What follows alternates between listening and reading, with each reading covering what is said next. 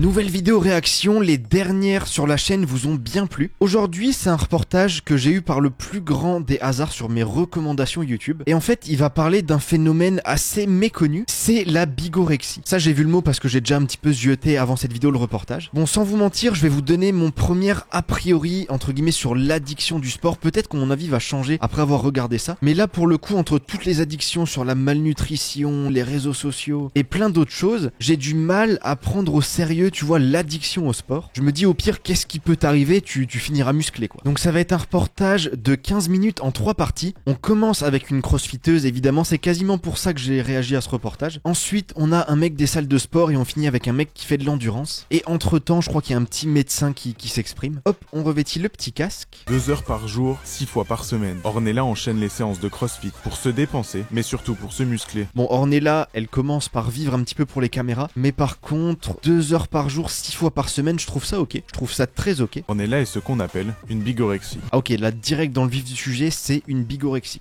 Mais par contre, si elle se filme avec une aussi belle caméra, on ira regarder après. C'est peut-être une youtubeuse, une fille d'Instagram. On va voir si on a son nom de famille. Quand qu'elle était. À la base, je suis à 18 ans, je faisais 42 kilos, ce qui... Bon, du coup, on a son prénom juste ici, Ornella Nicolosi. Je suis un peu curieux. Bon, j'ai été voir, elle a un compte Instagram à 350 000 abonnés. Et ça, c'est un truc que tu peux prendre aussi en compte dans le reportage parce que du coup, s'entraîner 6 jours par semaine, 2 heures par jour, elle entretient aussi, tu vois, le fait de créer du contenu sur les réseaux sociaux. Et en plus, elle fait énormément de partenariats, donc il y a de grandes chances qu'en plus d'être coach dans sa salle de sport, elle vive aussi des réseaux sociaux. Pour vous donner un petit exemple, alors Instagram, c'est pas un réseau social que j'ai plus charbonné que ça. J'avais fait une fois une story sponsorisée et pour une seule story, j'avais eu 100 € alors que j'ai un compte que à 15 000 abonnés. Imaginez du coup les très gros comptes ce que ça peut donner. Et du coup, ça m'a fait kiffer forcément et je me suis dit, mais plus jamais en fait, je veux redevenir comme j'étais avant, tu vois. Là, je pense qu'on peut tous être d'accord, ceux qui ont commencé la musculation, le crossfit, le street workout, tout ce que tu veux. Une fois que t'as pris du muscle, c'est inimaginable d'envisager un retour en arrière. Je pourrais pas me voir en fait maigrir, tu vois. Ça, tu vois, j'ai du mal à croire que c'est une maladie. Tu prends un peu de muscle, tu te sens bien dans ton corps. Bah en vrai, je sais pas s'ils ont dit que bigorexie c'était une maladie. Guettez sur Wikipédia la bigorexie, parfois appelée sportolisme. Un petit peu en mode alcoolisme. Non, comment tu veux que je prenne ça au sérieux, frérot? Le fait de pas m'entraîner pendant les vacances, pour moi psychologiquement en fait, c'est pas possible. C'est pour ça que je dis que ça joue vraiment sur le psychologique, donc je pense que c'est maladif. Bon là pour le coup, on est tous pareils. J'avoue que si je dois partir une semaine en vacances, mais c'est une semaine où je peux pas m'entraîner, je pourrais pas profiter des vacances comme d'habitude. Je me dis, avant j'ai fait trop d'efforts, pour au final en une semaine tu peux perdre peut-être un mois de travail. La personne qui a une bigorexie, souvent c'est devenu une drogue. Il a besoin de cette dopamine qui lui dit c'est bien ce que tu fais, c'est bon pour toi. Et petit à petit, on rentre dans une espèce de satisfaction par rapport au chrono, par rapport à des choses comme ça. Là, je suis 100% d'accord sur les sports de performance, mais je pense que dans la vie, tout le monde va être accro à quelque chose. Donc, quitte à devoir se prendre des shots de dopamine, autant que ça soit avec le sport plutôt que, je sais pas, avec TikTok, même si ça peut être un petit peu des deux. C'est le gâteau au chocolat et on est content de le recevoir. On se dit, ah, c'est bon, je continue. Peut-être qu'ils vont le dire juste après, mais pour l'instant, ok, t'as le phénomène de dépendance, mais j'ai pas encore réussi à comprendre pourquoi est-ce que c'était négatif. Peut-être qu'ils vont le dire juste après. Des fois, on a prévu d'aller au restaurant ou quoi, et je dis non, j'ai ma séance de crossfit, il faut d'abord que j'aille là-bas et puis que j'essaye d'avoir du temps pour tout. Et bon, des fois, ma femme, elle comprend pas ça et c'est un peu compliqué. En fait, ça me détend. Voilà. Oui, bah après, frérot, si ta femme, tu lui dis finalement, je viens pas au resto, je fais ma séance de crossfit, que tu lui poses un petit lapin, ah, je comprends qu'elle soit pas contente. Passer autant de temps à s'entraîner restreint forcément les moments avec les proches, à moins de trouver quelqu'un qui partage la même passion. L'addiction, il la connaît donc bien et veille à réguler ses adhérents. Ok, là du coup on a le premier truc négatif et ils ont raison. C'est vrai que quand tu veux être à fond, très discipliné dans tes entraînements, tu vas avoir tendance à dire ok, bah ce soir je sors pas tard parce que tu vois t'as envie de bien dormir, récupérer ta séance. Des fois tu vas dire ah ok, bah là ce soir je suis pas dispo, bah il faut que je fasse ma séance. Mais après ça c'est des choix, tu vois, il faut aussi le faire consciemment. Soit tu te dis je le fais à fond, je veux vraiment progresser. Soit tu te dis c'est juste un petit passe-temps mais il faut juste être en accord avec ce que tu veux. Parce que sinon derrière il y a la fatigue nerveuse qui s'accumule, la fatigue musculaire et après la blessure qui arrive et là derrière ça peut aller jusqu'à plusieurs mois d'arrêt de sport.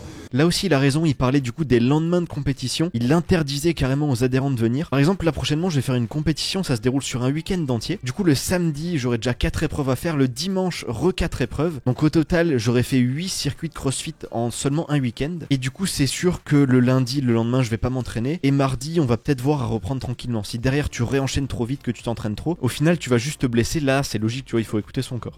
Ornella est tombée amoureuse du crossfit si bien qu'elle en a fait son métier. Bon bah là j'ai été faire des petites recherches pour rien parce que du coup ils ont affiché son compte Instagram. On a envie de plaire, on a envie de faire voir quelque chose, on a envie de faire savoir aux autres un élément de notre existence, donc on est très vite sous la dépendance des autres. Donc... Ah, les mots ils sont étonnants mais je comprends ce qu'il veut dire. Des fois par exemple sur mon compte Instagram je mets des petites stories au CrossFit, j'ai des bons retours dessus en message privé, je sais que les gens aiment bien, mais des fois j'ai aussi envie de partager, tu vois, montrer que j'ai fait ça, montrer l'évolution. Et c'est vrai que là-dessus on est un peu tous pareils. Elle s'est imposée par exemple un jour de repos dans la semaine pour préserver ce corps qui représente tant à ses yeux. Ah oui, ça par contre c'est le minimum, un jour de repos par semaine, un jour où tu fais pas de sport. Si vraiment tu veux faire un petit truc, tu fais mobilité, étirement à la limite. Mais si t'arrives t'entraîner 7 jours sur 7, bah c'est juste qu'en général tu t'entraînes mal et que du coup ça fatigue pas ton sport. Mais si tu t'entraînes vraiment tous les jours à fond, en général au bout de 2-3 semaines t'es finito. Lorsqu'il arrive du Togo en 2019, il pèse seulement 45 kg pour 1m70, une carrure qui le complexe. Ça tu vois c'est les génétiques de fou furieux. Là à gauche il faisait seulement 45 kg, mais tu vois c'est 45 kg avec déjà, bon, j'ai pas les trapèzes forcément tracés, mais petites épaules, petits pecs. Les bras, je pense que si tu le sors de l'eau il est pas trop mal, il doit même avoir les abdos. Ça c'est vraiment des génétiques de fou furieux quand tu commences. Pour enfin exhiber des bras musclés, il s'inscrit à la salle, le début d'une passion, le début d'une addiction. Ouh, un petit 3 plates de 20 au deadlift. Et je sais pas pourquoi, juste à ses chaussettes, je suis quasiment sûr qu'il va faire du deadlift sumo. Avant, je venais à la salle. Ah non, purée, j'ai été mauvaise langue. Il fait deadlift classique, mais les poids ont baissé. Il est plus à 4 plates de 20. On faisait 1 heure, après 1h30. Maintenant, les 1h30 ne suffisent plus. Donc, du coup, par exemple, vendredi, on a passé 3 heures à la salle. Ouais, ça doit être ça. Ouais. Mais là, attends, le frérot, 3 heures à la salle. Il nous faut un petit descriptif de la séance qu'il a fait parce que 3 heures, s'il s'est vraiment entraîné pendant 3 heures, ça devait être une larve à la fin. D'une barre de 60 kg à ses débuts, il en soulève aujourd'hui 190, soit 3 fois son poids. Un record impressionnant qui l'encourage et qui le pousse à continuer. Et là, du coup, il a bombardé un petit deadlift avec 4 plates de 20. Et peut-être encore derrière des plus petites, on sait pas. Je pense que ça va passer, mais bon, je vais galérer un peu avant de le passer. Une passion qu'il partage avec Paul, lui aussi. Bon, du coup, par rapport au setup vidéo, il a mis un petit peu moins de budget que Ornella juste avant. Mais là, pour l'instant, on est quasiment à la moitié du reportage. Et là où je suis étonné, c'est que c'est un des premiers reportages que je vois où ils ont pris des vrais adhérents, des vrais pratiquants. Pas juste des gens random, tu vois, c'est la 4e fois qu'ils viennent à la salle. Le Muel va prendre compléments alimentaires et protéines pour récupérer de la charge de travail, mais aussi pour gagner du muscle plus rapidement. Bon, ça partait pas trop mal sur les compléments alimentaires, mais le fameux il va gagner du muscle plus rapidement. En vrai, c'est même pas la peine de le préciser parce que honnêtement, les compléments alimentaires, ça va un petit peu te simplifier ton alimentation, mais de là à dire dès que tu prends ça, le muscle il arrive plus rapidement, bon, ça serait un petit peu mentir. Ou alors si c'est plus rapidement, c'est aller 5% plus vite. Entraînement 7 jours sur 7 et incapable de tenir une semaine sans musculation, le cas de Lemuel nous intrigue. Lui-même s'avoue addict, mais jusqu'à quel point? 7 jours sur 7 de la muscu. C'est pas impossible, mais c'est super dur à organiser parce que par exemple, si un muscle, tu le travailles 2 jours d'affilée, bah ça va être contre-productif. Et donc, organiser un programme où tu peux t'entraîner 7 jours sur 7 sans faire trop de volume, c'est limite moins pratique qu'autre chose. C'est difficile à identifier quelqu'un de bigorexique. D'ailleurs, il n'y a pas de prise de sang, il n'y a pas de choses comme ça, il y a des scores. Bon les gars, par contre, là c'est incroyable. Il y aurait apparemment un petit scoring de bigorexie. Moi, tu vois, je suis ultra curieux. Dès qu'il y a un truc intéressant, je le mets sur Google tel quel et tu trouves absolument tout. On va faire un petit truc. Si cette vidéo, elle atteint les 1000 j'aime, ce qui serait assez énorme pour cette chaîne, prochainement, on fait en vidéo un test de bigorexie. Comme c'est du scoring, normalement, tout le monde peut le faire. Nous lui avons soumis le questionnaire dont parle le docteur Gaillot. 14 questions autour de la pratique qui évaluent le degré d'addiction au sport. Du coup, il est juste ici. C'est dommage, l'image est un peu floue. On peut pas juste zoomer sur ce petit questionnaire. Faudra que j'en retrouve un moi-même. Le fait de pratiquer mon sport m'a déjà conduit à restreindre mes activités sociales. Sortir avec les... Oui.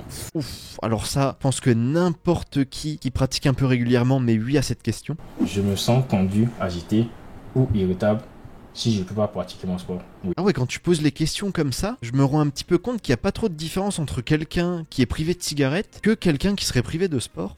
Ça te fait un score de 72, t'es dans la catégorie la plus élevée avec une addiction intense. Bon du coup, il a 72 de score, on sait pas sur combien, avec des séances 7 jours sur 7. Moi je fais pas 7 jours sur 7, je fais 6 jours sur 7, mais il y a des jours où je fais 2 fois. Par exemple pour faire le cardio le matin et le crossfit l'après-midi. Et j'aimerais bien voir avec ce volume ce que ça me fait comme score.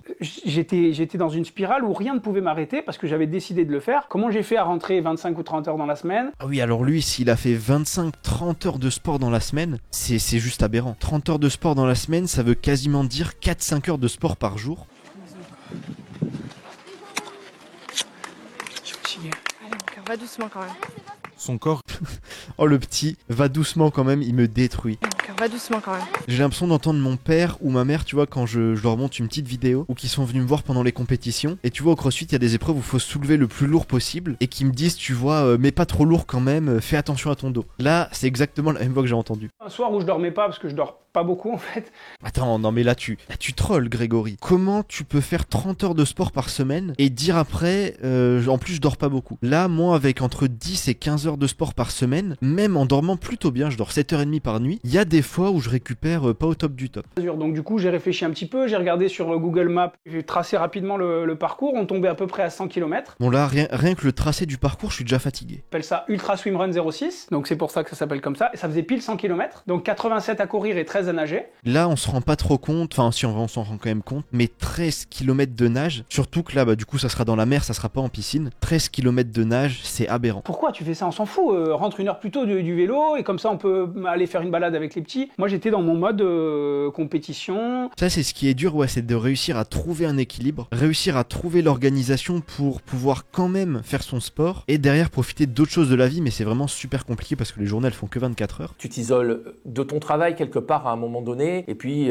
presque tu t'isoles de toi-même. Ça c'est vrai, ça doit être le principal défaut, le principal effet secondaire de la bigorexie, ça doit être le côté où vraiment tu t'isoles. Et je pense pour Grégory, juste avant, qui faisait des activités très solo, aller courir, aller nager, aller faire du vélo, c'est encore plus présent. Mais par contre, si par exemple tu vas dans une salle de crossfit ou dans une salle de sport, tu vas peut-être te faire de nouveaux amis qui ont la même passion que toi. Ah non, Et faire 180 km. Jamais je ferai ça maintenant. Directeur d'école, prof de karaté et de crossfit, adjoint au sport. Ah, prof de crossfit lui aussi, mais tout le monde est prof de crossfit ici. Le sport offre alors un moyen unique et infini de prendre une revanche sur un complexe comme Ornella, de combler un manque de confiance en soi comme Lemuel, ou de s'affirmer en tant qu'homme comme Grégory. Bon, par contre, en plus d'avoir pris, du coup là on les voit à la suite, 3 adhérents ultra intéressants, 3 sportifs super intéressants, la conclusion elle est super sympa. La bigorexie n'est certes pas la plus dangereuse des addictions, mais probablement la plus discrète. Dans une société excessive qui valorise le toujours plus, muscle ne rime pas forcément avec bien-être. Bon, du coup c'est déjà la fin de ce reportage. C'était un documentaire de Gaël Bossu et Scott Dubois, et pour le coup je trouve que ce reportage, tu vois, c'est quasiment un sans faute. Ils ont pris des bonnes personnes du milieu qui savaient de quoi elles parlent. Je pense même que les 2 personnes qui ont réalisé le reportage, elles sont pas trop déconnectées de la réalité. Par exemple, quand c'est un journaliste classique, un reportage comme on a vu sur France 2, des gens qui n'ont jamais mis les pieds dans une salle de sport, évidemment, dès que tu leur en parles, dès qu'elles voient 2-3 trucs, absolument tout leur paraît complètement aberrant. Enfin bref, j'ai beaucoup aimé ce reportage. N'hésitez pas en commentaire à me dire ce que vous en avez pensé. Et aussi, bon, je pense que sur cette chaîne, la plupart qui regardent les vidéos font aussi du sport. N'hésitez pas à me dire combien de temps par semaine est-ce que vous faites du sport. Est-ce que vous êtes bigorexique ou non? Sur ce, n'hésitez pas à vous abonner. C'était El Chiki, je vous dis à très bientôt.